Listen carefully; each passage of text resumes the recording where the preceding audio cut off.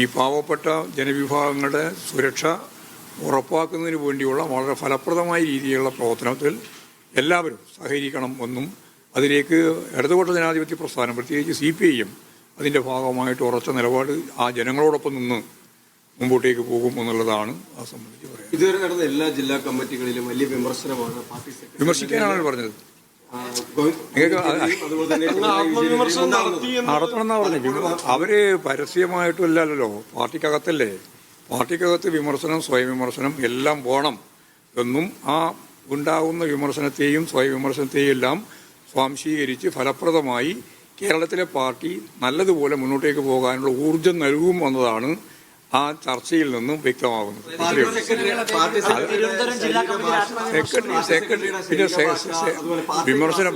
വിമർശനം എന്ന് പറയുമ്പോഴും മറ്റേ ആരെ പറ്റിയാ വിമർശിക്കേണ്ടത്? പ്രധാനമായിട്ട് ഞങ്ങളെ പറ്റിയൊക്കെ വിമർശിക്കുക. ആ വിമർശനം വരട്ടെ. വീട്ടിൽ നിന്ന് പോലും വിമർശനം ഉണ്ടായിരുന്നോ?